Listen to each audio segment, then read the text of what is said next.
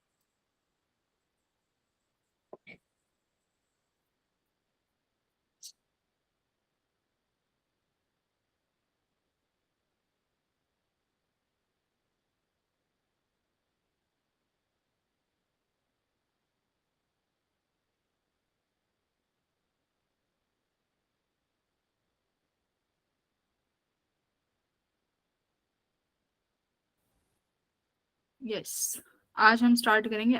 कल dual nature मतलब तुम्हारा अब कंप्लीट हो गया है ना, तुम्हें समझ में आ गया ना ड्यूअल नेचर क्या करना है, कैसे करना है। Yes ma'am. मैम डीपीपी के लिए सारे क्वेश्चंस नहीं हुए थे। कौन सा क्वेश्चन नहीं हुआ डीपीपी का? मैम थे कुछ क्वेश्चंस जो समझ नहीं आए थे। मैं उनके आज सॉल्यूशन भेज दूंगी, ठीक है। सॉल्यूशन, अगर सॉल्यूशन देख के भी समझ नहीं आता है तो फिर मुझे बता देना, हम फिर डिस्कस कर लेंगे। Okay ma'am. एटॉमिक फिजिक्स क्या पढ़ा था? एटॉमिक फिजिक्स में सबसे पहले रदरफोर्ड मॉडल पढ़ते थे, है ना। रदरफोर्ड मॉडल में क्या पढ़ा था कि गोल्ड फॉइल से कराते थे, जिसमें अगर हमारे पास most of the atom, most of the alpha particles क्या करते थे, most of the alpha particle उस गोल्ड फॉइल को क्रॉस करके चले गए थे। Yes ma'am. चलो मैं तुम्हें स्क्रीन शेयर करके लिखवा देती हूँ। लिखवाऊंगी नहीं, फिर से हम क्वेश्चन ही सॉल्व करेंगे, पता है ना। बस थोड़ी सी थ्योरी, जो भी इंपॉर्टेंट है, फॉर्मूला ओनली। उसके बाद we will do question practice, but ऐसे करेंगे कि मैंने सारे क्वेश्चंस लिख दिए हैं जो भी मोस्ट ऑफ द प्रोबेबली बनते हैं इस टॉपिक से, ठीक है। बस उन्हें ही कर लेना, उतना भी बहुत है। मुझे ऐसा लग रहा है इस बैच में काफी अच्छे से चल रही है, मतलब इसमें मैं ट्वेल्थ के सारे टॉपिक कवर कर दूंगी जहां तक मुझे लग रहा है, ठीक है। ट्वेल्थ का तो सारा कवर हो ही जाएगा तुम्हारा। सबसे पहले हमने पढ़ा था रदरफोर्ड। रदरफोर्ड में क्या याद रखने का? रदरफोर्ड मॉडल में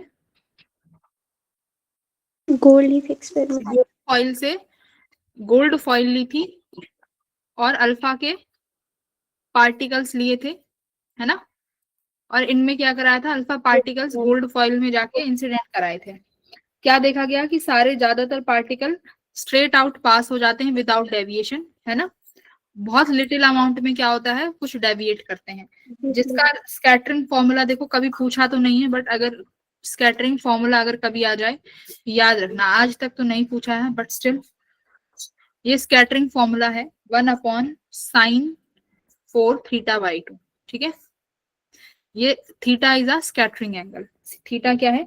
स्कैटरिंग एंगल है। एन थीटा क्या है? Number of alpha particle. यहाँ पर देखो, एन थीटा का मतलब क्या है? Number of alpha particles scattered per unit area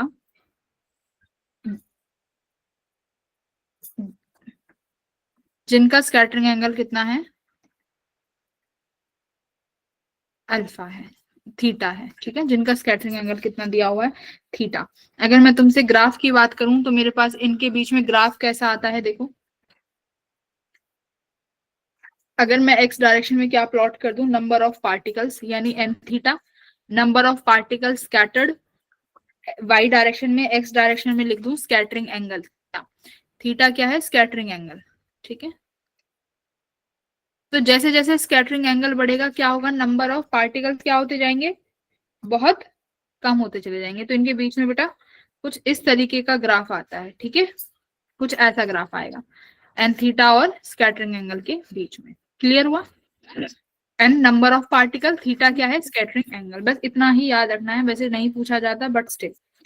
उसके बाद हम लोग यहाँ पर क्या निकालते हैं, रदरफोर्ड के मॉडल से एनर्जी निकालते हैं, याद है एनर्जी लिखते थे, कहाँ से निकालते थे एनर्जी का फॉर्मूला, क्लोजेस्ट अप्रोच से, है ना। क्लोजेस्ट अप्रोच क्या होती थी बताओ, क्लोजेस्ट अप्रोच में क्या होता था, अगर हमारे पास ये न्यूक्लियस है ना, ये मेरे पास गोल्ड का न्यूक्लियस है या किसी का भी न्यूक्लियस हो सकता है, और तुमने यहाँ से किसी अल्फा पार्टिकल को रिलीज किया है ना, अल्फा पार्टिकल के पास कुछ ना कुछ क्या होगी, काइनेटिक एनर्जी होगी। तो अल्फा पार्टिकल एक समय पर जाकर क्या हो जाएगा, स्टॉप हो जाएगा। क्यों? क्योंकि ये तुम्हारा गोल्ड फॉइल का न्यूक्लियस होगा और अल्फा पार्टिकल भी पॉजिटिव है, तो पॉजिटिव पॉजिटिव क्या करेंगे, रिपेल करेंगे। तो जिस डिस्टेंस पे न्यूक्लियस के जिस डिस्टेंस पे जाके तुम्हारा पार्टिकल स्टॉप हो जाए उसी को क्या बोलते हैं हम, क्लोजेस्ट अप्रोच, है ना। तो इसका मतलब यहाँ पर इनिशियली काइनेटिक एनर्जी सारी किस में बदल जाती है, पोटेंशियल एनर्जी फाइनल में, क्योंकि इनिशियली काइनेटिक एनर्जी है, बाद में तुम्हारा पार्टिकल जाके क्या हो गया, स्टॉप हो गया। इसका मतलब सारी काइनेटिक एनर्जी किस में कन्वर्ट हो गई, काइनेटिक एनर्जी कन्वर्ट इनटू, हाँ, कन्वर्ट हो जाती है पोटेंशियल एनर्जी में। यही तो पढ़ा था क्लोजेस्ट अप्रोच में कि आर डिस्टेंस पे जाके तुम्हारा पार्टिकल स्टॉप हो गया, मोमेंट के लिए स्टॉप होता है, फिर वापस अपने उस पाथ को रिट्रेस कर लेता है, ये होता है क्लोजेस्ट अप्रोच। इसमें पोटेंशियल एनर्जी कैसे निकालते हैं, मान लो ये जो आर नॉट है ये क्लोजेस्ट डिस्टेंस है, तो यहाँ पर पोटेंशियल एनर्जी का फॉर्मूला क्या होगा बेटा, देखो k Q1 Q2 upon R square, यही फॉर्म आर नॉट यही फॉर्मूला होता है। के तुम्हारा constant 1/4 pi epsilon nought, Q किसका चार्ज, अल्फा का, Q2 किसका चार्ज हो जाएगा, तुम्हारे न्यूक्लियस का, जिसे क्या लिखोगे, ZE upon R nought. Alpha का चार्ज कितना होता है बताओ, अल्फा पर कितना चार्ज होता है, 2E, 2E, तो कितना आया, k 2kz E square upon R nought, ये क्या हो जाएगी मेरे इस केस में पोटेंशियल एनर्जी हो जाएगी। क्लियर हुआ? Yes ma'am. Yes sir. Yes ma'am. अगर मैं यहाँ से आर नॉट निकालने की भी कोशिश करती हूँ, तो यहाँ से अगर मैं आर नॉट निकालती हूँ तो कितना आता है, चलो वो तुम्हारे काम का नहीं है, छोड़ो, बस ये फॉर्मूला याद रखना, ठीक है, ओके। फिर इसके बाद आ जाता है हमारा सबसे इंपॉर्टेंट मॉडल, कौन सा, बोहर मॉडल, है ना। इसके बाद हम बोहर मॉडल पढ़ते हैं। इसमें मुझे पहले बताओ ड्रॉबैक्स क्या होते हैं रदरफोर्ड के, रदरफोर्ड के ड्रॉबैक्स क्या होते हैं। मैम वो बताते हैं इलेक्ट्रॉन। सबसे बड़ा तो यही होता है कि इलेक्ट्रॉन क्या है, एक कॉन्टिन्यूसली एक्सेलरेट कर रहा है, और एक्सेलरेटेड पार्टिकल क्या करता है, वो ईएम वेव्स को रेडिएट करता है। अगर वो कॉन्टिन्यूसली रेडिएशन इमिट कर रहा है तो इवेंचुअली तुम्हारा इलेक्ट्रॉन न्यूक्लियस में आके कोलैप्स कर जाना चाहिए था, बट ऐसा होता नहीं है। तो इसका जवाब कौन देते हैं, बोहर, है ना। तो बोहर क्या कहते हैं, क्या कहते हैं Bohr, stationary orbits. Stationary orbits में रिवॉल्व करता है। तो यहाँ से बोहर मॉडल स्टार्ट होता है, जिसमें मेरे पास गिने चुने पोस्टुलेट्स हैं, ठीक है। तो बोहर मॉडल यहीं से सारी चीजें आती हैं, है ना, बोहर मॉडल से ही सारी चीजें आएंगी। तो बोहर मॉडल में क्या पढ़ते हैं, एक तो मेरे पास ये इक्वेशन होती है कि सिर्फ उन्हीं ऑर्बिट्स में मूव करेगा जिनका एंगुलर मोमेंटम किसके बराबर होगा, NH अपॉन 2 पाई के बराबर होगा, इक्वेशन 1, करेक्ट।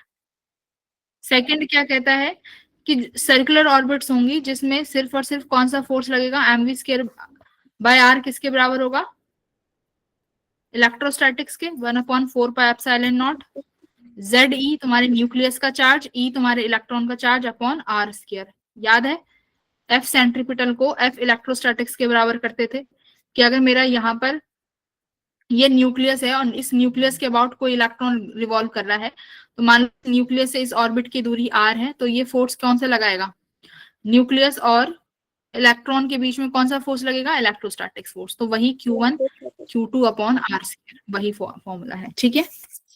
यही दो फॉर्मूले हैं। फिर उसके बाद हम क्या लिखते थे, वेलोसिटी रेडियस का कुछ फॉर्मूला आता था, याद है क्या फॉर्मूला था वेलोसिटी और रेडियस का।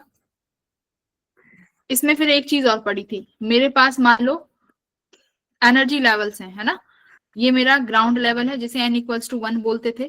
फिर बेटा n इक्वल्स टू 2, ये n इक्वल्स टू 2 क्या होता था? फर्स्ट एक्साइटेड स्टेट, है ना, ये पहली एक्साइटेड स्टेट है।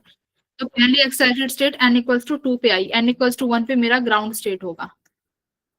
ठीक है, मान लो फिर ये मेरी n इक्वल्स टू 3 है और यहाँ पर मेरे पास ये n इक्वल्स टू 4 है और लास्ट में जाके n इक्वल्स टू इंफिनिटी हो जाती थी। ठीक है, तो अगर मेरे पास कोई भी चार्ज पार्टिकल, मैं यहाँ पे लिख देती हूँ, एनर्जी स्टेट लिख लो, ये एनर्जी E0, ये E1, E2, E3, E4। अगर मेरा चार्ज पार्टिकल E3 से E0 में आता है तो क्या करता है? एनर्जी को रिलीज करेगा। जो भी फिर क्या लिख देगा यहाँ से, क्योंकि वो हाई एनर्जी से आ रहा है ना, तो कभी भी पार्टिकल हाई एनर्जी से लो एनर्जी में आएगा तो क्या रिलीज करता है? एक फोटोन रिलीज करता है। तो बेटा इस फोटोन की जो एनर्जी होती है एच न्यू होती है और किसके बराबर होगी? जैसे E final minus E initial, correct, यही होगी, E final minus E initial. Finally high level में था और आ किस में गया? जिस भी लेवल में आएगा, तो E final minus E initial सकते हो। अब मेरे पास क्या आता था? एनर्जी का फॉर्मूला, एनर्जी का formula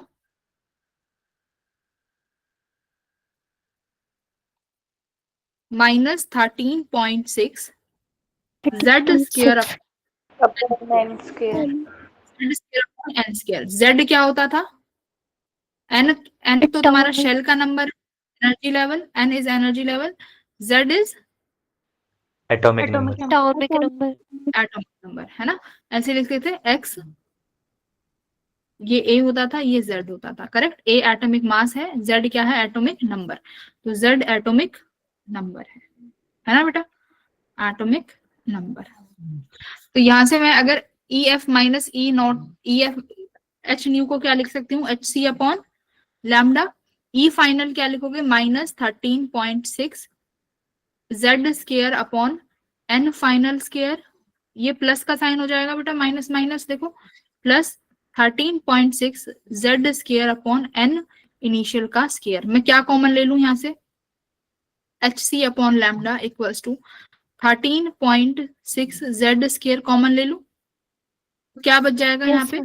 1 upon N initial square minus 1 upon N final का स्क्वायर, यही फॉर्मूला बचेगा ना? बोलो। Yes ma'am. तो एक तो एनर्जी के टर्म्स में देखो फॉर्मूला ये हुआ, तुम्हें अगर एनर्जी के टर्म्स में बात आती है तो ये फॉर्मूला लगाना है। अगर वेवलेंथ के टर्म्स में बात आती है तो क्या लगाएंगे? ये 1 by lambda equals to R Z square. R क्या है? Rydberg constant.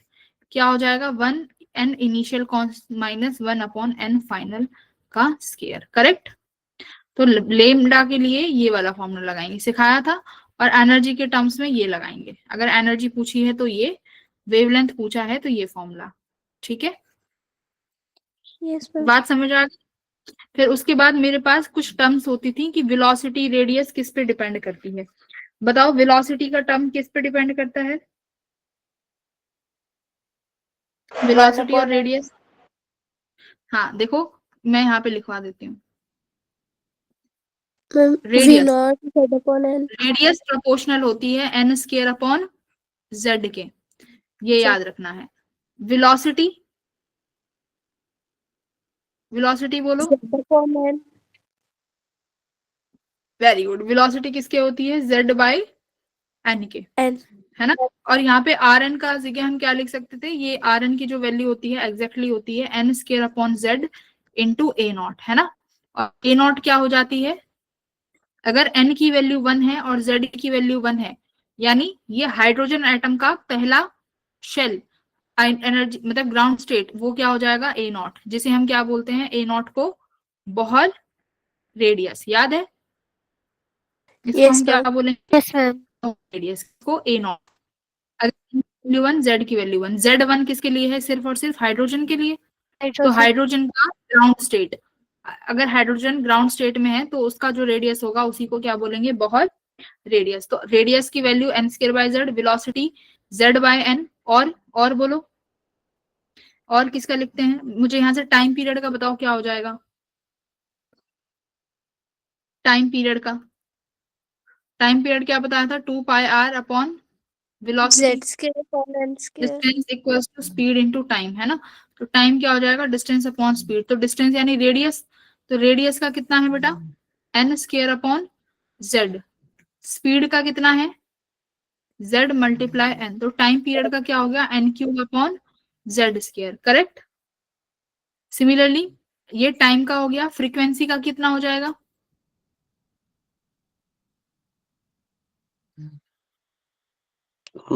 अरे वाह, Z अपॉन N क्यूब। हाँ मैम 1/t हो जाएगा Z square upon N cube. हाँ, फ्रीक्वेंसी का क्या हो जाएगा, इसका उल्टा हो जाएगा, यानी Z square upon N cube, है ना, Z square upon N cube. तो ये फ्रीक्वेंसी, ये रटने नहीं है, ये सारे याद करने हैं, ठीक है। उसके बाद और क्या फॉर्मूला आता है एनर्जी में हमारे पास, काइनेटिक एनर्जी आती है, पोटेंशियल एनर्जी आती है nth टर्म में। भाई काइनेटिक एनर्जी का फॉर्मूला भी तो लिखते हैं। Yes ma'am.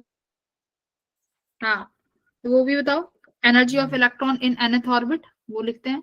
फिर वो क्या कुछ ज्यादा ही वास्ट लिखवा दिया है ना थ्योरी, कोई नहीं, छोटी सी बची है, कहाँ लिखवा दूं, यहाँ लिखवा देते। Kinetic energy of electron in nth orbit, ठीक है, इंपॉर्टेंट है। काइनेटिक एनर्जी ऑफ, ये शॉर्ट नोट्स टाइप हो गए तुम्हारे।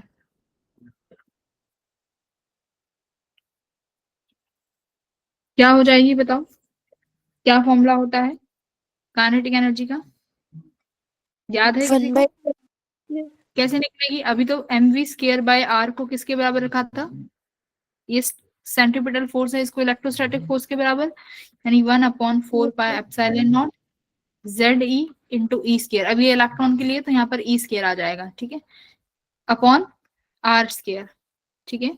तो इसको सॉल्व करके जब मैं काइनेटिक एनर्जी निकालती हूँ तो बेटा आता है जेड ई स्क्वायर अपॉन, तुम्हें बस ये याद रखना है, Z E square upon 8πε0 R, ठीक है।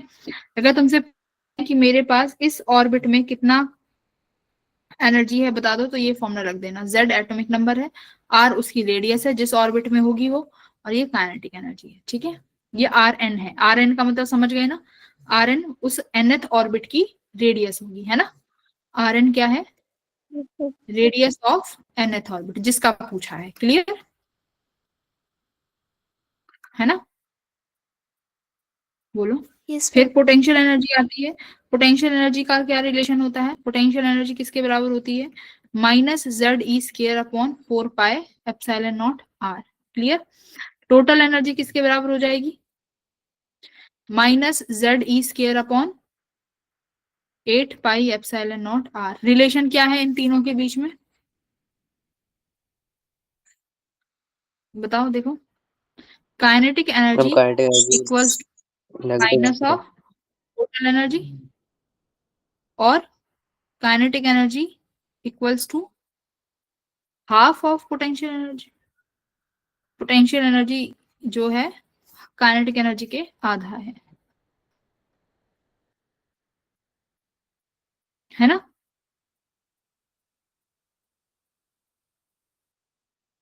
नेगेटिव साइन के साथ, क्लियर। अब बट ठीक है, यहाँ तो अपोजिट काइनेटिक क्या, वो टोटल एनर्जी का हाफ नहीं होता पोटेंशियल एनर्जी बाय 2 है ना टू है। Ma'am, potential energy by 2 equal to kinetic अच्छा एनर्जी अच्छा होगा ना अच्छा, यहाँ। काइनेटिक, हाँ एक सेकंड, जेड ई स्क्वायर अब बाय 8 है ना, तो अगर मैं पोटेंशियल एनर्जी में 1/2 से मल्टीप्लाई करूंगी तो काइनेटिक एनर्जी बनेगी, ठीक है। इस 2 को यहाँ लिख लो, ठीक है। तो काइनेटिक एनर्जी क्या है, पोटेंशियल एनर्जी का आधा है। Kinetic energy equals to half of potential energy, ये हमें क्या रखने हैं, ये मुझे याद होने चाहिए, दैट्स इट। यही फॉर्मूले हैं, इससे ज्यादा फॉर्मूला नहीं है। बाकी फिर हमें वो पता होना चाहिए, अपनी सीरीज, सीरीज पता है हमें, यस मैम। है ना। एक एक था हमारा इमिशन स्पेक्ट्रम का फॉर्मूला, वो याद है कि अगर हायर से लोअर लेवल में आता है तो कितनी एनर्जी रेडिएट होती है, उसका क्या फॉर्मूला सिखाया था, उसका फॉर्मूला बोलो। हाइयर एनर्जी लेवल से लोअर एनर्जी में आता है तो n2 minus n1 multiply n2 minus into n1 n2 plus 1 by 2. n plus 1/2। ठीक है, ये वाला फॉर्मूला याद होना चाहिए। यहाँ पे लिखवा देती हूँ।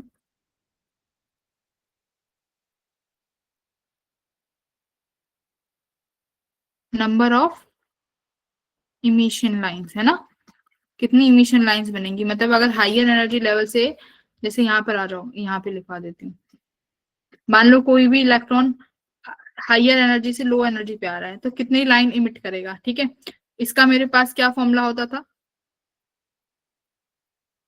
थर्ड यहाँ पे लिखवा देती हूँ। Number of lines in emission case, है ना, n2 minus n1 n2 minus n1 plus 1 divided by 2, है ना, ये फॉर्मूला होता था ना बेटा।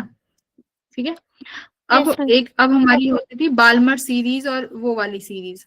उनमें क्या करते थे सीरीज में, बाल्मर सीरीज में तुम्हारा आटम का वो, चलो वो क्वेश्चन के अकॉर्डिंग करते हैं। ठीक है, क्वेश्चन के अकॉर्डिंग करेंगे, तो मैं फिर भी करा देती हूँ, ये जगह बची हो तो हाँ यहाँ पे कर देते हैं सीरीज वाला। बेटा बाल्मर हमारे पहले, सबसे पहले आती थी मेरे पास लाइमन सीरीज, है ना, तो लेमन सीरीज में मेरे पास फाइनली इलेक्ट्रॉन कहाँ पर आके गिरता था, फाइनली इलेक्ट्रॉन 1 पर आएगा। हाइयर एनर्जी स्टेट कुछ भी हो सकती है। बाल्मर में 2 पर आएगा। पाशकन होती थी उसमें कहाँ पर आएगा, 3 में। फाइनली, है ना, ये एन फाइनल लिख रही हूँ, ब्रैकेट में कहाँ आता था, ब्रैकेट में एन फाइनल कहाँ पर आता था, 4 में। पी फंड में फाइनल कहाँ आता था, एन फाइनल 5 में आता था। ठीक है, लेमन सीरीज कौन से रीजन में लाई करती है, लेमन सीरीज मैम वाई होता है, एल इंफ्रा, वाई। हाँ मैम क्या एल ए होता वाई है, नहीं होता, क्या होता है, एल वाई होता है, L Y M E are.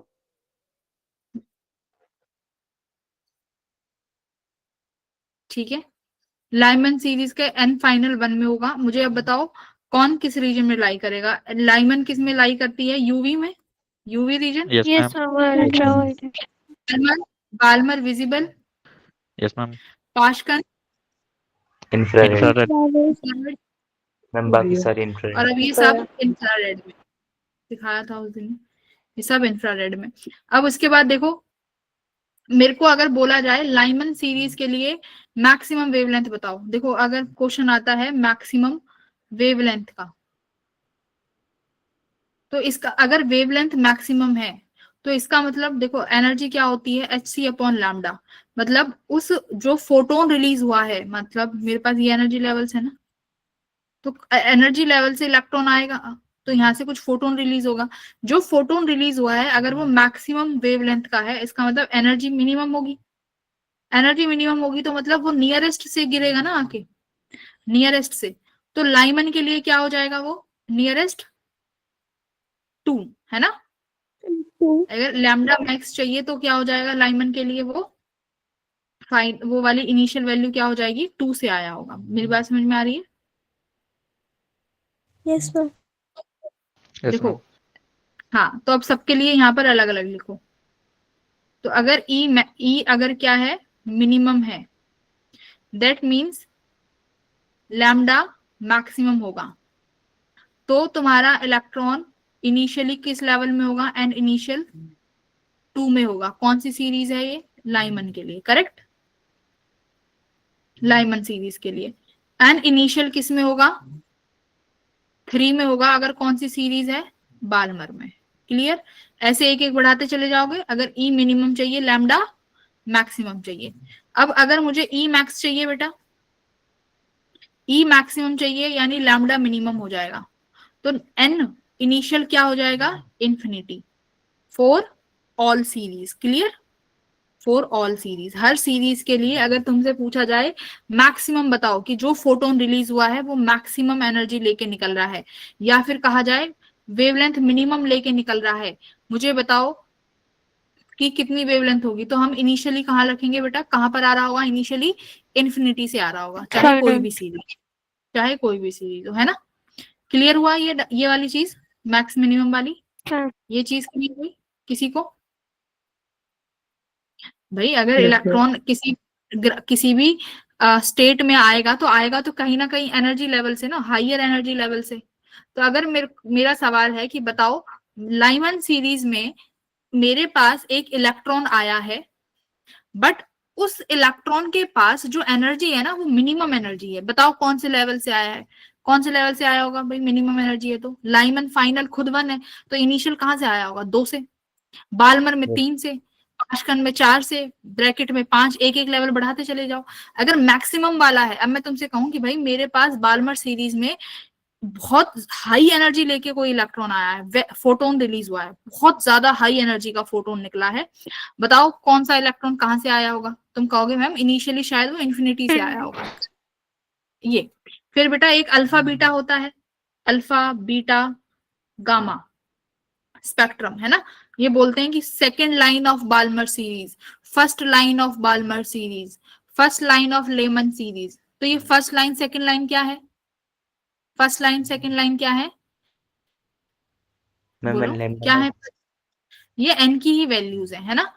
अगर मैं बात करती हूँ फर्स्ट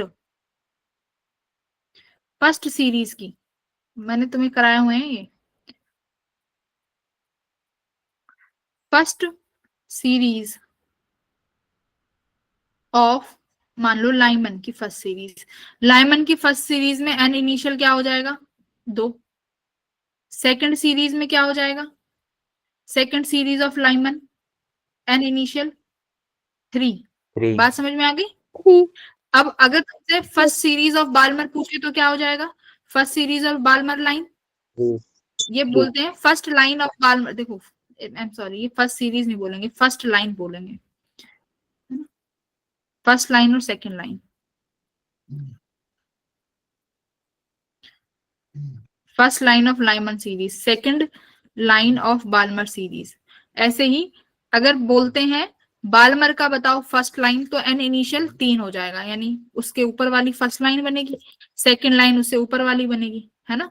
तो ये फर्स्ट लाइन सेकंड लाइन होती है। कई बार इनको अल्फा और बीटा से भी बोला जाता है कि अल्फा लाइन बताओ कब बनेगी, ठीक है, बीटा लाइन के लिए बताओ। तो अल्फा भी फर्स्ट और बीटा सेकंड, कई बार अल्फा बीटा से, कई बार फर्स्ट और सेकंड लाइन से पूछ लिया जाता है। तो नाम में कंफ्यूज नहीं होना, n इनिशियल हम अपने आप रख सकते हैं। क्लियर हुआ बेटा? Yes, ma'am. Yes, ma'am. Okay. Now tell me, calculate the wavelength for second line of Paschan series. बताओ n initial क्या रखोगे? मैम 5। वेरी गुड, 5 मैम है ना 5। पाशकन सीरीज। हाँ, सेकंड लाइन मतलब चौथा पांचवा। फाइनल क्या रखोगे पाशकन में? फाइनल, एंड फाइनल कहाँ आएगा? 3। Ma'am, 3. सीख गए? क्वेश्चन है find the E maximum, find the E maximum for Pfund series. N final और एन इनिशियल बताओ। Ma'am, N n final? initial infinity. Ma'am in Ma'am, N N final is 5 and five और infinity. हाँ, है ना। तो ये सब हमने यहाँ पर मैंने बहुत अच्छे से लिखवा दिया है। अब इससे बाहर तो कुछ नहीं आएगा। बाकी क्वेश्चंस हैं, क्वेश्चन एक बार डिस्कस करते हैं फिर आगे बढ़ते हैं, ठीक है। चलो शुरू हो जाओ। क्वेश्चन नंबर 1 आज की क्लास का स्टार्ट कर दो। थ्योरी पढ़ लिया मैंने, थ्योरी भी इंपॉर्टेंट थी।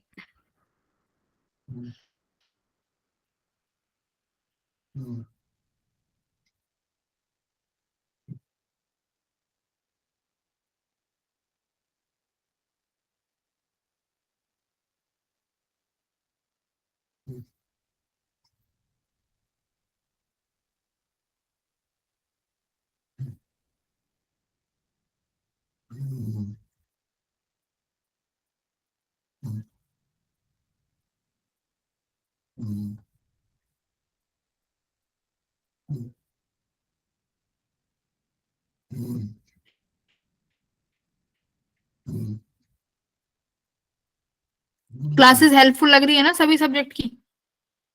Yes, ma'am. आकाश क्लास में है? Yes ma'am. आ गया आज आकाश? मैम कल तबीयत भी था कैसी? मैं बीमार था ना, फिर मैम पढ़ते सो गया? पढ़ते ही नींद आ गई एकदम। यस चलो मैम। कोई नहीं, इट्स ओके इट्स ओके, ठीक है कोई बात नहीं। अभी ठीक है तबीयत? अंजलि तुम ठीक हो?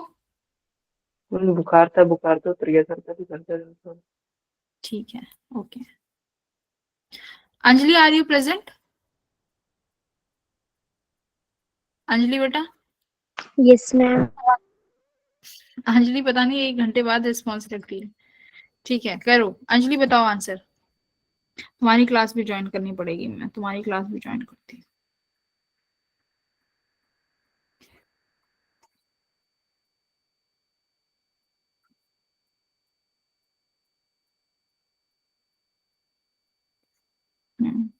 देखती हूँ कौन कौन है। आकाश, आदित्य, अंजलि, अंशिका, भूमिका, विदीप्ति, दीपांश, गुरविंदर, हर्षित। संध्या नहीं आई? कृपा तो है। कृपा यस मैम। बेटा क्लासेस समझ में आ रही है? Yes ma'am. पक्का? हाँ जी मैम। ठीक है, ओके। फर्स्ट क्वेश्चन बताओ कैसे करेंगे। क्या कह रहा है, एक इलेक्ट्रॉन है जिसका hydrogen atom initially in the 4th excited state है, ट्रांजिशन करता है nth एक्साइटेड स्टेट में by emitting a photon of this. n की वैल्यू मुझे बताओ कितनी होगी। मैंने क्या बोला है, एनर्जी के स्टेट में क्या फॉर्मूला लगाएंगे? एनर्जी के केस में लगाएंगे 13.6 Z square button minus z into में 1 वन अपॉन अपॉन में n। एन क्या फाइनल माइनस वन अपॉन में एन इनिशियल, एन फाइनल अच्छा शायद माइनस n में वन अपॉन माइनस में। अंदर रखा था ना, माइनस अंदर रखा था ना, यस। तो यस n मैम। इनिशियल का स्केयर माइनस 1 n फाइनल का स्केयर, यही फॉर्मूला था। हाइड्रोजन एटम के लिए z तो 1 हो जाएगा, ठीक है। 13.6 बाहर रखो। इनिशियल कहाँ पे आ रहा है? Initially in the 4th excited state N and तो मतलब इनिशियली 4th एक्साइटेड स्टेट मतलब 5 हो गया होगा। 5। Yes, An ma'am. electron in the hydrogen atom initially in the, एक बार फॉर्मूला देख लो। हाँ,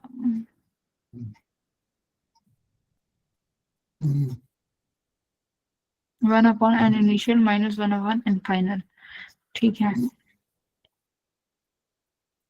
तो एनर्जी तुम्हें दे दी ना, फिर ठीक है एनर्जी दे दी हमें। कितनी दे दी? 2.86। एन इनिशियल में पूछ रहा है, एन इनिशियल कितना है? 5th है ना, तो 5 5 जा 25 हो जाएगा। फाइनली कहां पर आएगा ये मुझे निकालना पड़ेगा, तो इसको सॉल्व कर सकते हो। -0.544। भाई एन की वैल्यू माइनस थोड़ी हो सकती है, एन है एन ये की तो वैल्यू नंबर ऑफ 0, 0। 2 हाँ, bye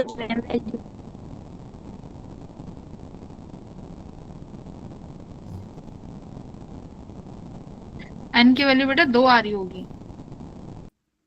Yes, yes ma'am. Ma'am. Good carry. तो कैसे यस करोगे? टू। 2.86 अपॉन 13.6 equals to 1 upon 25 minus 1 upon N square. इसको सॉल्व करो।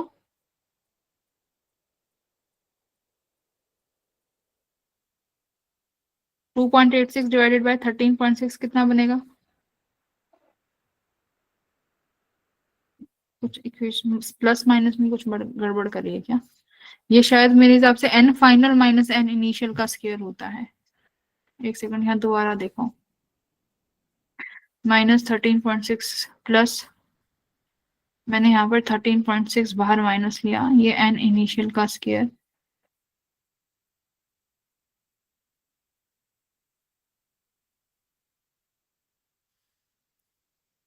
हम्म,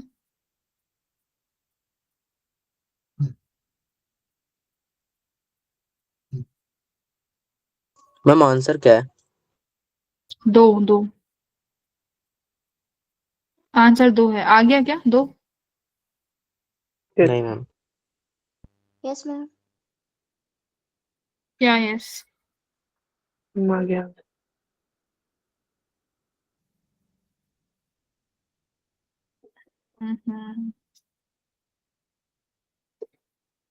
HCF1 लैम्डा ई फाइनल क्या रखेंगे? -13.6z/n final minus minus plus हो जाएगा। 0.6 n इनिशियल। अगर मैं प्लस का बाहर लेती हूँ तो मेरे पास यहाँ पे n फाइनल बचेगा। ठीक है,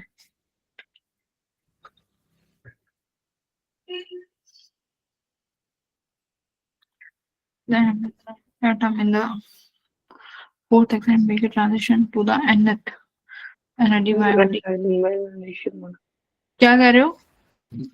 फाइनल से इनिशियल माइनस हो।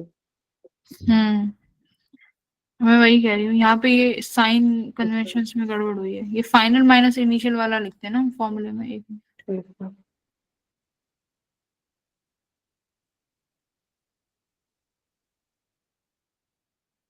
हम्म, ये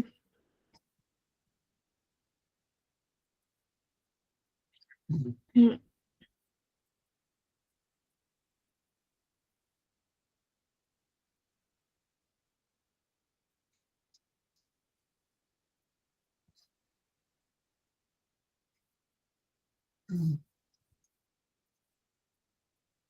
हम्म,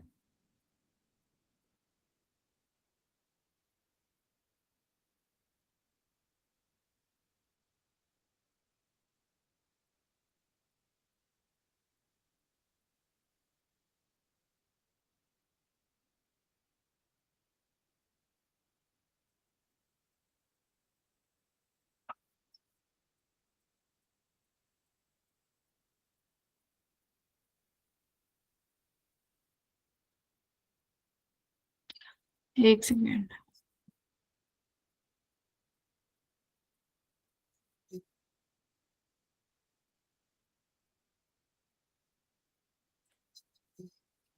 बहुत मॉडल में रहते हैं।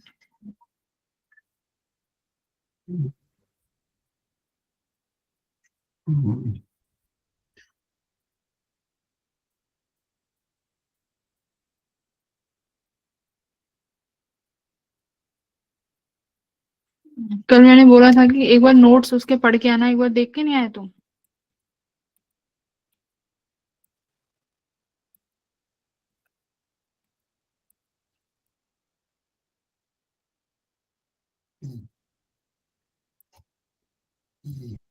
Ma'am n final minus n initial है, यस मैम फाइनल से इनिशियल होगा। उसी से आ रहा है तो। वो तो है, बट यहाँ पे फिर माइनस साइन का भी तो देखेंगे।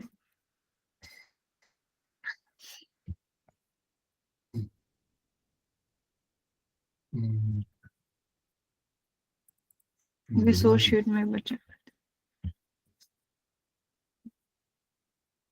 n final minus n initial square होना चाहिए ना, बट यहाँ पर नहीं आया है।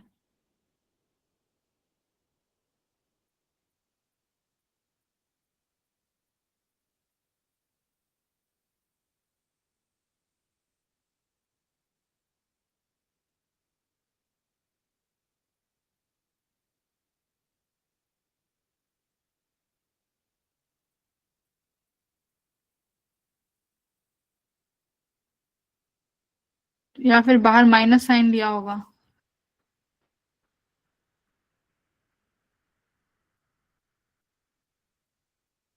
देखो गड़बड़ नहीं होनी चाहिए, यहाँ पर ये माइनस साइन रहेगा ना। फिर अगर यहाँ पर मैं बाहर माइनस साइन निकाल लेती माइनस हूँ होता तो है। ये n फाइनल फिर माइनस n इनिशियल हो जाएगा। बस साइन में ही तो चेंज होगा। उस इतना घबरा क्यों रहे हो? साइन में ही तो चेंज होगा। मैम उसमें माइनस ही होता है बाहर। हाँ, क्योंकि एनर्जी नेगेटिव में है ना ग्राउंड स्टेट की, मतलब सारी energy in the negative state. तो यहाँ पर ये माइनस बाहर निकाल लो तो ये n final square minus n initial square हो जाएगा। ठीक है, तो यहाँ पर भी मैं इसको बाहर माइनस निकाल लेती हूँ तो ये भी n फाइनल का स्केयर माइनस n इनिशियल का स्केयर हो जाएगा। क्या दिक्कत है? ठीक है, तो माइनस साइन को बाहर ले लो, क्योंकि एनर्जी किस में है? नेगेटिव में है, तो इसीलिए एनर्जी के लिए माइनस साइन बाहर ले लेंगे। That's it. इतना हो गया, N final minus N initial दोनों साइन, ठीक है। तो यहाँ पर भी माइनस साइन मैम बाहर आ जाएगा। हाँ जब हमने उसमें स्प्लिट नहीं करा था इनिशियल फाइलेशन में, तब उससे पहले ही तो माइनस था ना वो। कहाँ पे, हाँ जब भी माइनस था ना, देखो तो मैम फिर वो माइनस, फाइनल माइनस इनिशियल करेंगे तो बाहर माइनस से फिर वही आएगा। देखो ये है energy minus 13.6 Z square by N square. तो एच न्यू किसके बराबर होगा, E final minus E initial. तो ई फाइनल की वैल्यू माइनस माइनस माइनस यहाँ प्लस हो जाएगा, तो बाहर माइनस साइन निकाल लो। तो बाहर माइनस साइन निकालूंगी तो एन फाइनल पॉजिटिव हो जाएगा, एन इनिशियल यहाँ पर नेगेटिव हो जाएगा। अब बताओ क्या कह रहे हो। ठीक है मैम।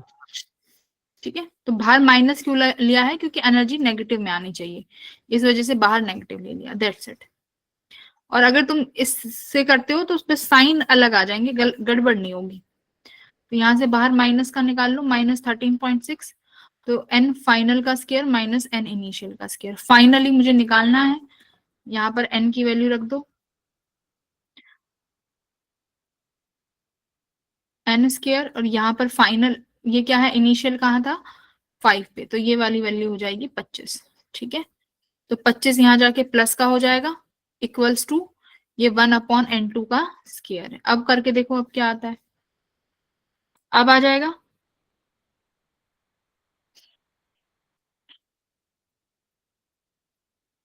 अब हो जाएगा।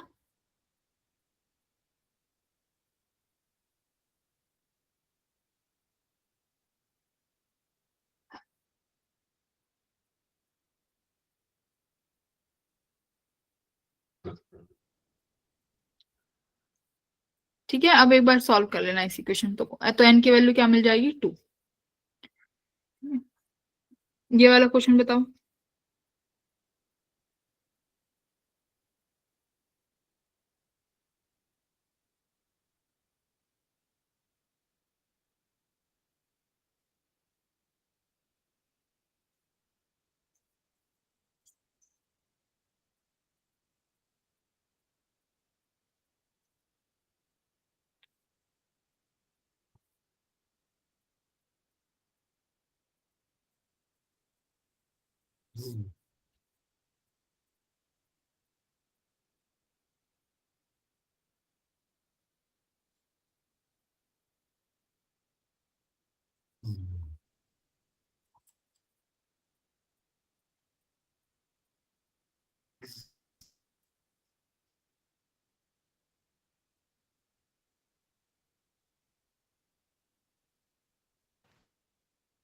मैम स्टेटमेंट 1 सही है, सेकंड गलत है। हाँ देखो, एक बार यहाँ पे आओ, इस वाले क्वेश्चन में, इस वाले कॉन्सेप्ट में हमने क्या कहा था कि अगर एक बार, अगर हमारे पास कोई भी इलेक्ट्रॉन हायर एनर्जी स्टेट से लोअर एनर्जी स्टेट में आता है तो फोटोन इमिट करेगा। मेरे पास हायर एनर्जी स्टेट कौन सी है, higher energy state ma'am initial, initial. हाँ, और फाइनल लोअर एनर्जी स्टेट में आ रहा है। ठीक है, ई फाइनल। तो अगर मैं यहाँ पर ई एच न्यू करना चाहती हूँ तो क्या करूंगी,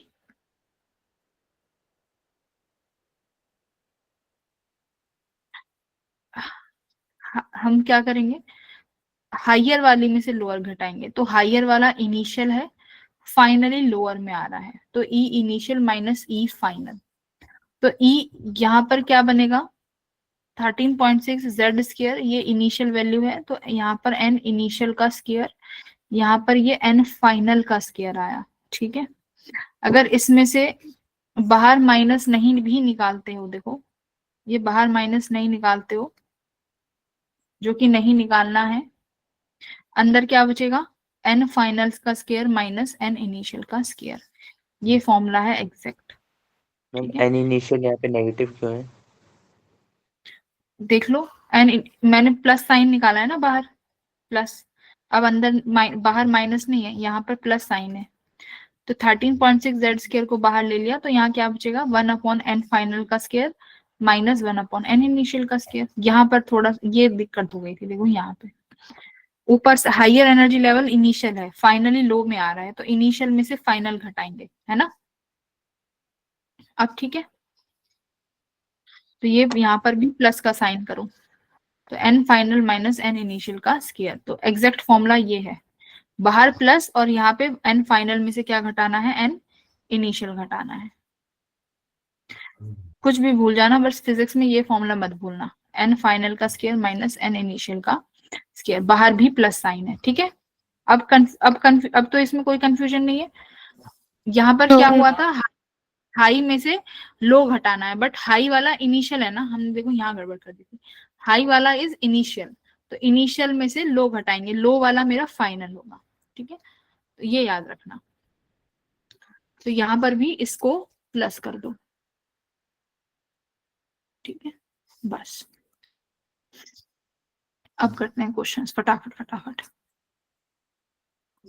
क्या कह रहा है, binding energy of nucleon is found to be practically independent. सही है कि गलत है? सही है, पहली इक्वेशन ट्रू है। Nuclear force long range forces हैं, सही है, तो ये भी ट्रू है, तो दोनों इक्वेशंस सही हो जाएंगी, ठीक है। मैम न्यूक्लियर फोर्स तो शॉर्ट रेंज होता है ना? हाँ, यस, करेक्ट करेक्ट।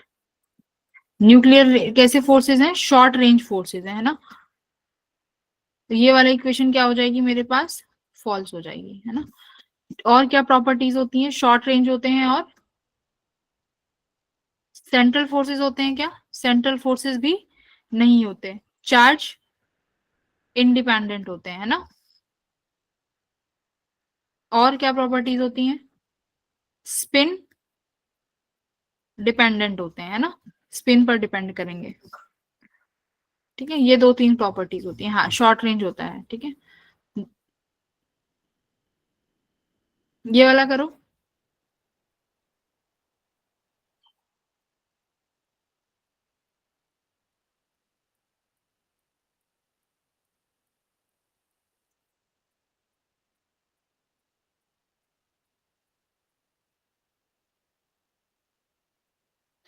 तो कहा ट्रांजिशन हुआ है स्टेट ए से स्टेट बी में, तो स्टेट सी फाइनल और स्टेट ए मेरा एन इनिशियल हो जाएगा, ठीक है। तो कितना रेडिएशन इमिट होता है, the wavelength of emitted radiation is 2000 angstrom and it became 6000 when an electron jump from B to C, then the emitted radiation क्या होगी स्टेट ए से स्टेट बी की। तो मेरे पास 3 स्टेट हैं, suppose A B C. Initially अगर वो स्टेट ए से, अच्छा तो ए बी सी ऐसे बनाओ, A B C, initially state A से स्टेट सी में आ रहा है, तो मेरे पास एक रेडिएशन इमिट होती है 2000 की। फिर अगर बी से सी में आया तो एक रेडिएशन इमिट हुई 6000 आर्मस्ट्रॉन्ग की। तो दोनों इक्वेशन बना लो, 2 इक्वेशन से निकाल लो बी का क्या होगा।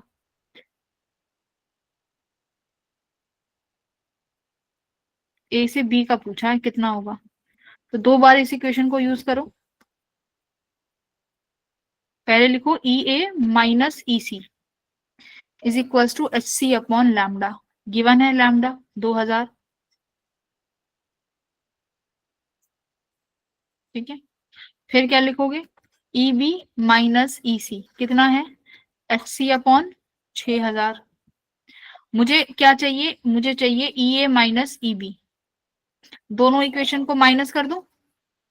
अगर मैं सब्ट्रैक्ट करूंगी इक्वेशन 1 में से इक्वेशन 2 सब्ट्रैक्ट कर दो बेटा, तो ये ई सी वाला पोर्शन कट जाएगा, प्लस हो जाएंगे, तो क्या बचेगा यहाँ से देखो, सब्ट्रैक्ट करके बाद बचेगा E A minus E B H C by 2000 minus H C by 6000, तो कितना आ जाएगा ये। ई ए माइनस ई बी ही क्या है, मेरा वेवलेंथ उस फोटोन का जो यहाँ से रिलीज होगा, यानी H C upon lambda dash किसके बराबर आ जाएगा ये, एच सी अपॉन 3000 कितना आएगा, सॉल्व करो, 3000 ही आएगा। ये तो 3000 आया। तो लैम्डा डैश कितना आया 3000, ठीक है 3000। तो बस यहाँ पर ये 2 इक्वेशंस बनानी थी। आ जाओ नेक्स्ट करते हैं। ये बताओ इनमें से कौन सा रिलेशन ठीक है। कल मैंने तुम्हें एटम में ड्यूअल नेचर में कुछ रिलेशन कराए थे। एनर्जी किसके बराबर थी, पीसी के बराबर, और मोमेंटम किसके बराबर था, mc के बराबर है ना, यस मैम। तभी तो mc रखोगे तो एनर्जी mc स्क्वायर हो जाती है। तो इनमें से मुझे बताओ कौन सा इक्वेशन ठीक है। E square equals to which relation is correct? A option और which option? एक एनर्जी mc स्क्वायर हो गई, एक एनर्जी pc हो गई, तो दोनों का ऐड करके स्क्वायर करोगे तो which option is correct?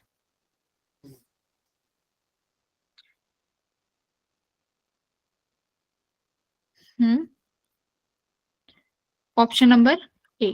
ठीक है, कौन मैम सा क्या आपने करेक्ट? बोला एक सेकेंड, रिपीट कर ली? नहीं पी स्क्वायर सी स्क्वायर होगा ना, पीसी स्क्वायर पीसी है ना, तो स्क्वायर करोगे तो पी। क्या कह रहे हो धनंजय? क्या बोला था, किसको ऐड करके स्क्वायर करके? मैम सी नहीं देखो होगा? एनर्जी का, हाँ भाई पी स्क्वायर सी स्क्वायर होगा ना। देखो एक तो एनर्जी का फॉर्मूला है पीसी, दूसरा है मोमेंटम इक्वल्स टू एमसी। ठीक है, मेरे से पूछा है इसमें से एनर्जी का कौन सा रिलेशन ठीक है। तो पहले तो हम एनर्जी के उससे भी निकाल सकते हैं, डायमेंशन से, किसके डायमेंशन ठीक बैठ रहे हैं, है ना। बाकी अगर तुम इस इक्वेशन को भी देखो, एक तो एनर्जी का एमसी स्क्वायर, अगर मैं उसका स्क्वायर करूंगी एनर्जी का स्क्वायर, तो ये क्या बनेगा एम स्क्वायर C4। और अगर पीसी वाले टर्म को करूंगी एनर्जी का स्क्वायर, तो क्या बनेगा पी स्क्वायर सी square.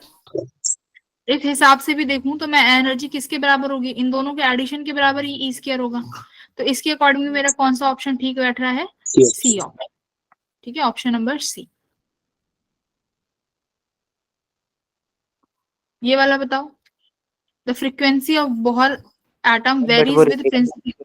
Square plus P square नहीं है क्या मैम? वो रिलेशन पी स्क्वायर के बराबर कैसे, एक बार आप बता दोगे? E इक्वल्स टू पीसी है ना, कल ही तो करा था डायरेक्ट।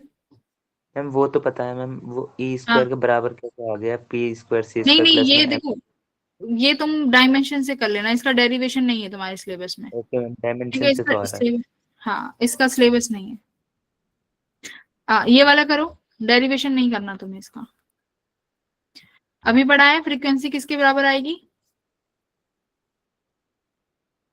फ्रीक्वेंसी एन के टर्म्स में बताओ। जेड स्क्वायर अपॉन में एन क्यूब। हाँ, Z square upon N cube, है ना, ये फ्रीक्वेंसी का। तो ये तुम्हारे 2025 में कोई रिलेशन ही आ गया था डायरेक्ट। ये बताओ स्पेक्ट्रल लाइंस कितनी इमिट होंगी अगर फोर्थ एनर्जी लेवल से? The number of spectral emitted by the atomic hydrogen that is in the fourth energy level. तो चौथे एनर्जी लेवल में जो बैठा है वो अगर ग्राउंड में आएगा तो कितना एनर्जी लेवल, कितनी स्पेक्ट्रल लाइंस बनाएगा भाई? बताओ कितनी स्पेक्ट्रल लाइंस बनाएगा फोर्थ एनर्जी लेवल? तो क्या फॉर्मूला था? N2 minus N1, N2 minus N1 plus 1 by 2। तो इससे देखना कितना आ रहा है सॉल्व करके।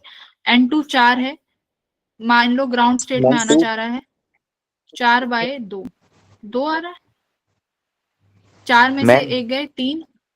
हाँ मैम वो 6 ही यस, नहीं है, वो 6 5 नहीं होगा? हाँ 6 आएगा ना। 6 कितना आएगा? 3 मैम में आंसर 6। है। मैं तो 6 ही बोल रही हूँ। ठीक। तो कितना बनेगा? 6 बनेगा, है ना। इस फॉर्मूले के अकॉर्डिंग कितना आ रहा है? 6 स्पेक्ट्रल लाइन। तो कितनी स्पेक्ट्रल लाइंस बनेंगी हमारे यहाँ पर? 6। तो ये फॉर्मूला याद रखना है। देखो 2025 में भी इसी फॉर्मूले बेस्ड क्वेश्चन आया था। ये वाला करो। मैम हाँ मैम फोर्थ एनर्जी लेवल है तो मैम वो फिर फिफ्थ में नहीं हाँ, होगा? नहीं नहीं, वो एक्साइटेड स्टेट होता। अगर फोर्थ एक्साइटेड स्टेट है तब फिफ्थ लेते। ये एनर्जी लेवल ही चौथा है, तो एनर्जी लेवल फोर्थ ही लेंगे। ठीक है, मैम ग्राउंड स्टेट पे आ रहा है तो 0 नहीं होगा N1? नहीं नहीं, ग्राउंड स्टेट भाई N0 तो मैंने कभी बताया ही नहीं ना। ग्राउंड स्टेट कहाँ से शुरू होती है? N इक्वल्स टू 1 से शुरू होती है। Ground state yes N ma'am. Equals to 1 से शुरू होगी। और जो ये बात कर रहे हो कि फिफ्थ के लिए, वो एक्साइटेड लेवल देखना। ठीक है,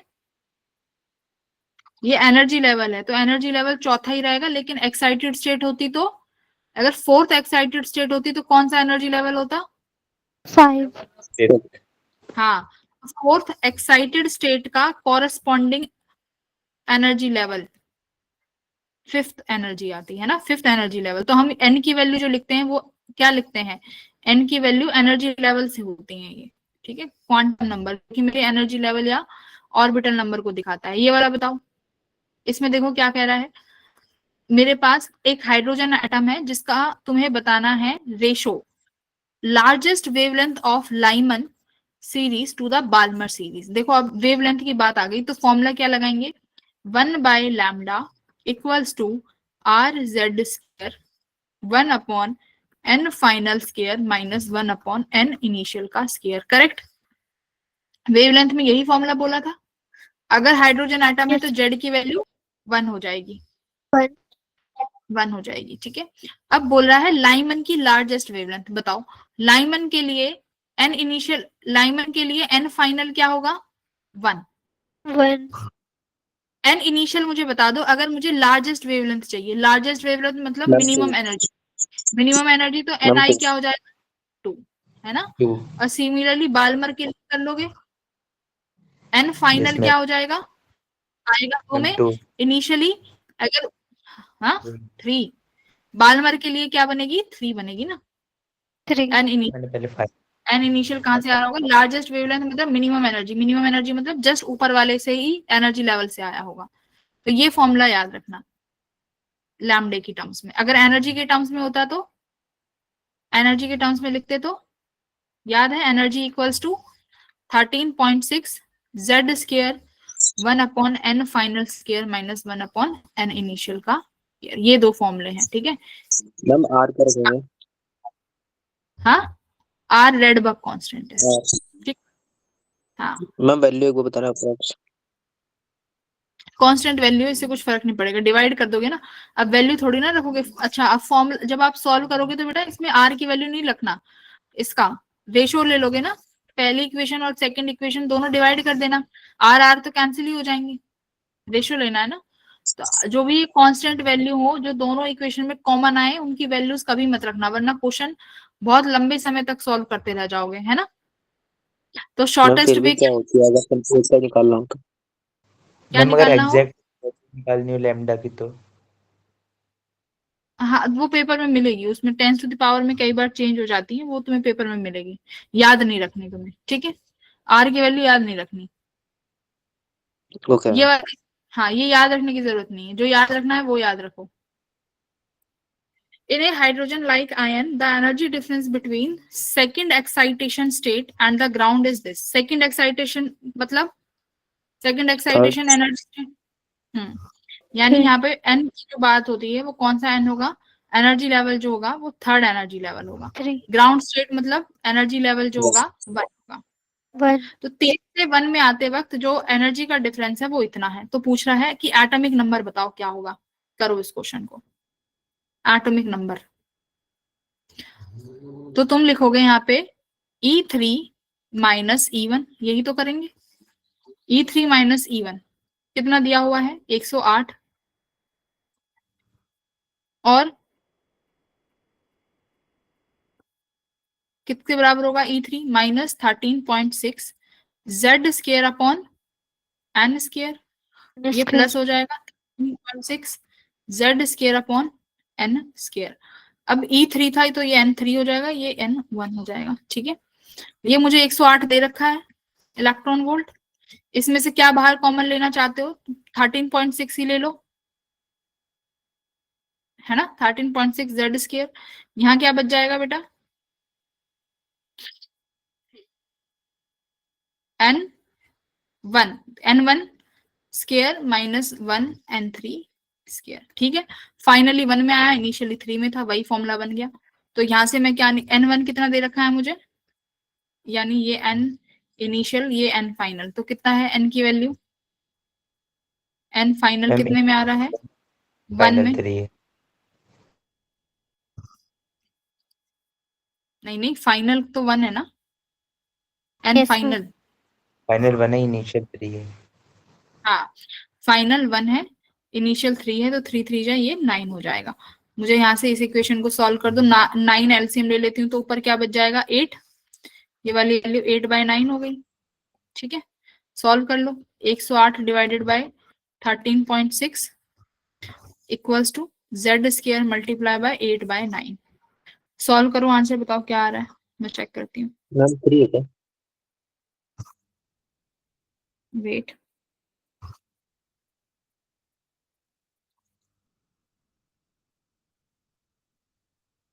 थ्री आ रहा है क्या? Yes ma'am.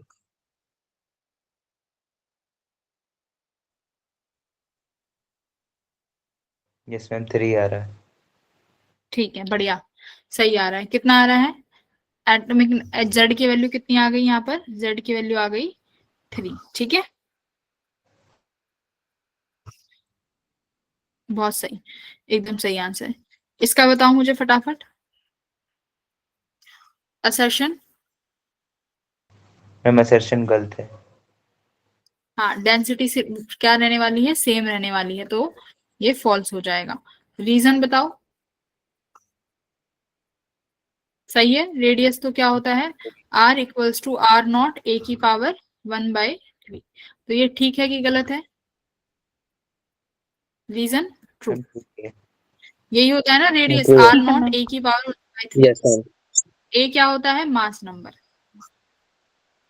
a is your mass number. ठीक है, ये बताओ, if r is the Rydberg constant the largest wavelength of the radiation in Pascal series, क्या करेंगे भाई इसमें? मुझे बताओ। लार्जेस्ट, लॉन्गेस्ट वेवलेंथ मतलब एनर्जी पास्कल। मिनिमम।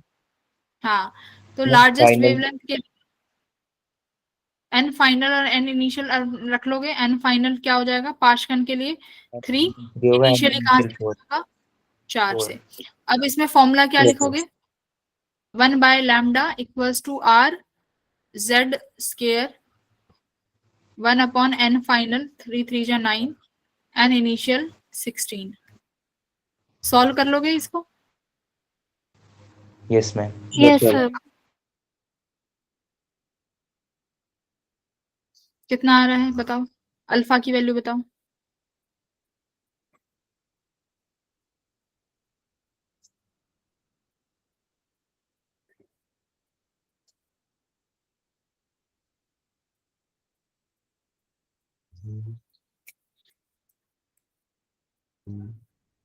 कर लेना, ठीक है। अल्फा आ रहा है तुम्हारा यहाँ पे 144। ठीक है, यस मैम। आ जाओ। 144 आ रहा है। हाँ, ये वाला करिए। ये बताओ, the ratio of magnitude of kinetic energy to the potential energy of an electron in the fifth excited state of hydrogen atom. ये बता दिया तो मानो क्वेश्चन।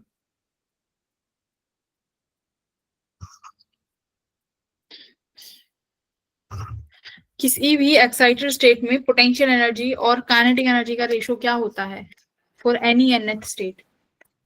अभी पता है रेशियो 2। 1:2 है ना? 2 अभी पढ़ा था ना, क्या पढ़ा था रिलेशन? पोटेंशियल एनर्जी हाफ जो है। Double energy. हाँ, काइनेटिक एनर्जी का फॉर्मूला आया था क्या? k e square upon k z e square upon 8 pi epsilon not r। Potential energy कितना आया था? माइनस के, सॉरी अब k नहीं लगाएंगे, minus z e square upon 4 pi epsilon, है ना? तो यानी क्या रेशो बनेगा इन दोनों का? आधा हो गया, है ना? तो kinetic energy to potential energy का रेशो कितना आएगा बेटा? 1:2। डिवाइड मैम कर लो, -1 रेशियो नहीं है। मॉड है, ठीक है, बस मॉड की बात चल रही है। ठीक है। 1/2 क्लियर हुआ? तो ये किसी भी nth स्टेट के लिए हो गया। ये मैंने क्या बोला था? ये Rn बोला था ना, Rn for any Yes, sir. State. ये काइनेटिक एनर्जी उस स्टेट की हो जाएगी जहां पर ये R रखोगे, ये उसी स्टेट की पोटेंशियल एनर्जी हो जाएगी। तो अगर कॉमन दोनों में R5 है तो R5 में काइनेटिक एनर्जी और पोटेंशियल एनर्जी 1/2 ही रहनी है। आगे भी अगर क्वेश्चन आता है 2026 में तो किसी स्टेट को चेंज कर देता है तो रेशो जब भी 1/2 ही रहेगा। ठीक है, चलो ये वाला करो। ये है तुम्हारा मैग्नेटिक मोमेंट का क्वेश्चन, कैसे करोगे इसको?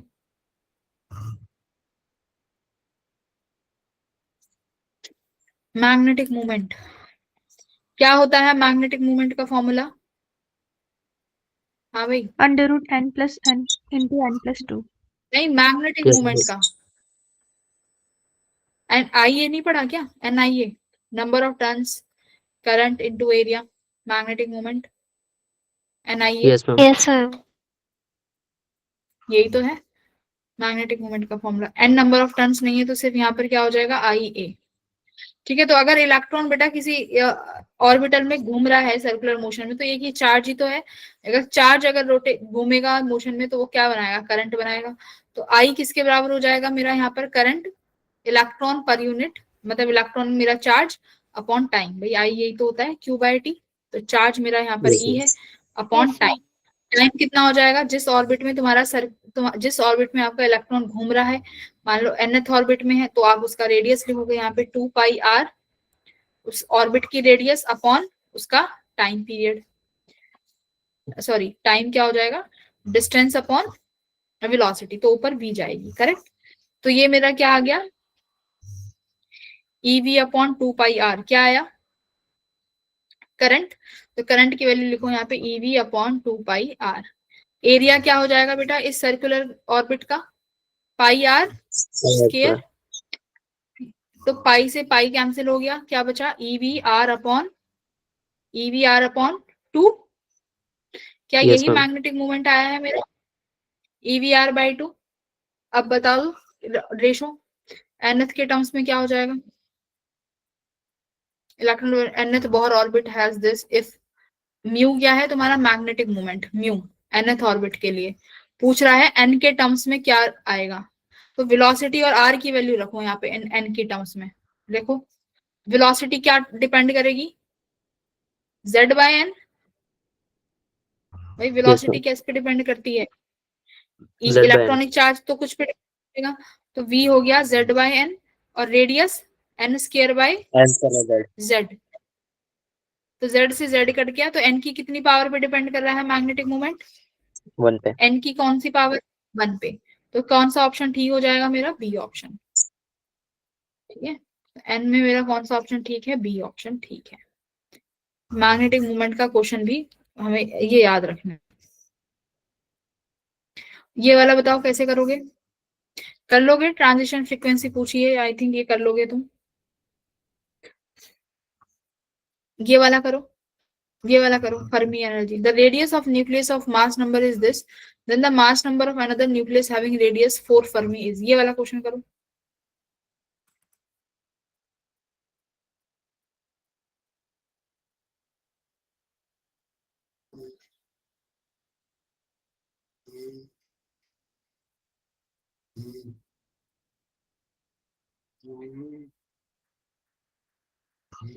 हो जाएगा,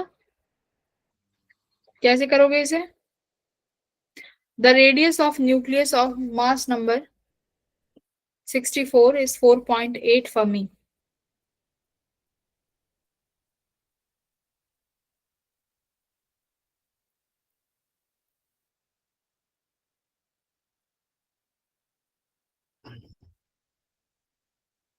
मैम ये उससे हो जाएगा, radius proportional to mass number की पावर 1/3 से।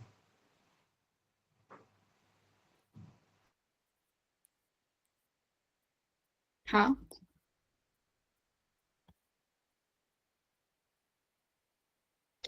आपको रेडियस और मास नंबर दिया हुआ है,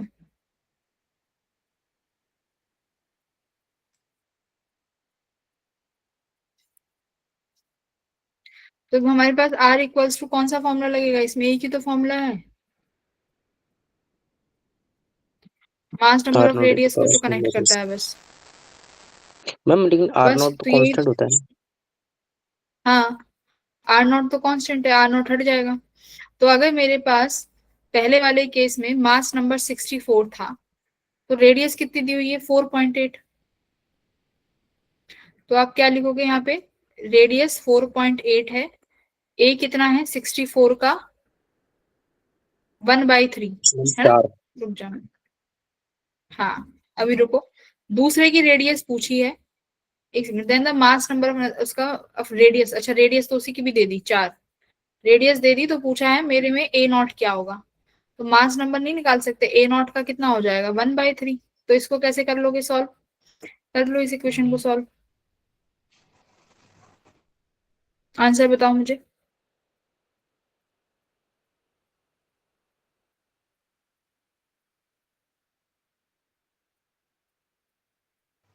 नीचे दोनों तरफ क्यूब कर देंगे। हम्म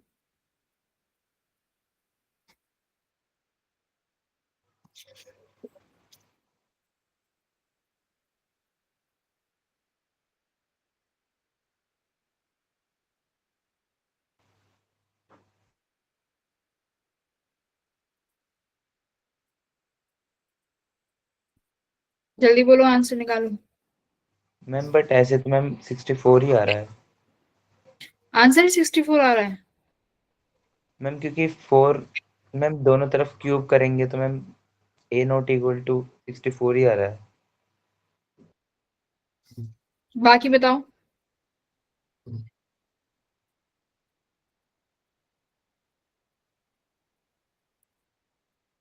ट्वेल्व। हाँ, एक्स की वैल्यू कितनी आ रही है?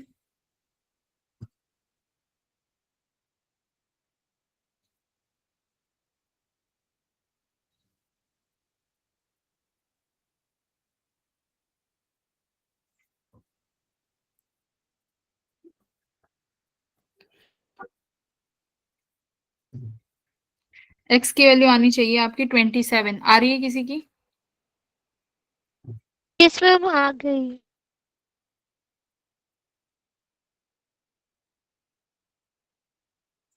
क्या करना, क्या करने का? 4.8 upon 4 equals to 64 upon A naught की पावर 1/3।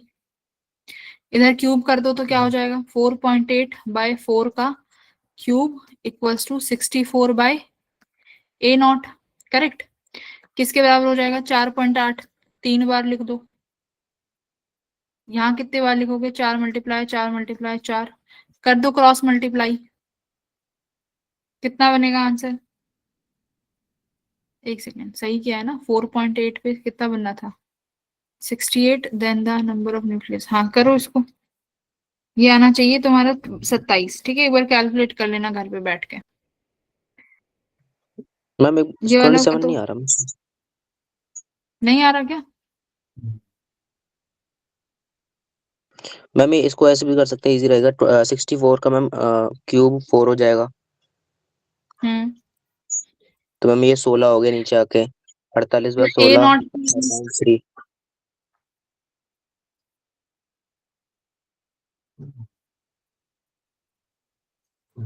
मैम सेम ही चीज है मैम, वो 4 कैंसिल हो जाएगा 64 की पावर 1/3 से। कैसी कर लो तो।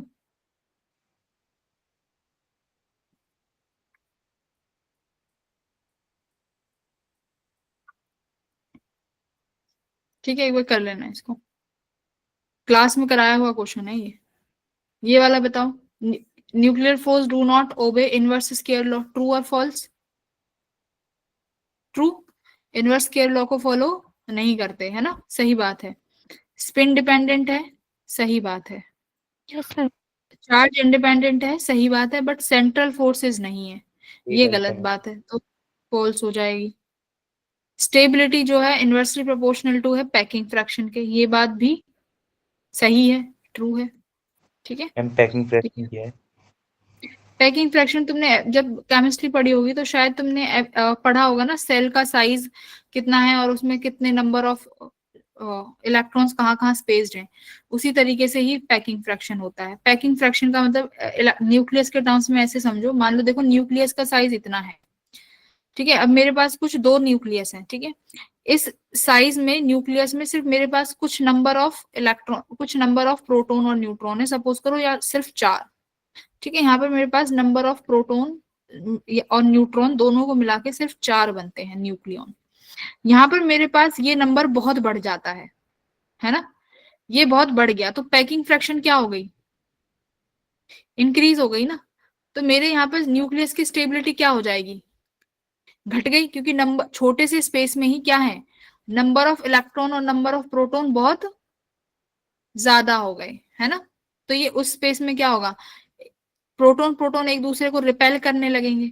तो जितने ज्यादा नंबर ऑफ न्यूक्लियॉन्स होंगे रिपेल करेंगे एक दूसरे को, तो स्टेबिलिटी खतरे में आ जाएगी न्यूक्लियस की। तो इसीलिए क्या बोला है कि इनवर्सली प्रोपोर्शनल होंगे पैकिंग फ्रैक्शन के। तो यही पैकिंग फ्रैक्शन है कि न्यूक्लियस का साइज कितना है और उसमें कितने नंबर ऑफ न्यूक्लियॉन्स प्रेजेंट हैं, तो उसके इनवर्सली प्रोपोर्शनल होगी। ठीक है। पैकिंग फ्रैक्शन के। अगर नंबर ऑफ न्यूक्लियॉन्स कम होंगे तो क्या होगा, स्टेबिलिटी ज्यादा होगी, है ना। तो इसीलिए ये क्या है, इनवर्सली प्रोपोर्शनल होगा पैकिंग फ्रैक्शन के। ठीक है, तो यहाँ पर तुम्हारा ये कंप्लीट होता है। और जो तुम्हें डीपीपीज दी हैं उनको ट्राई कर लेना, मोर देन इनफ रहेगा। ठीक है, और ये जो क्वेश्चंस हैं इनको जो तुम्हारा लगता है कि डाउट में है उनको एक बार और ट्राई कर लेना। ठीक है, कल स्टार्ट करेंगे हम न्यूक्लियस। ठीक है बेटा, न्यूक्लियस एंड सेमीकंडक्टर दोनों कल कंप्लीट हो जाएगा। ठीक है एवरीवन, मैंने बाय कल देन। भेज देना please। Bye ma'am. हाँ, ये पीडीएफ मैं भी Bye. शेयर कर देती हूँ।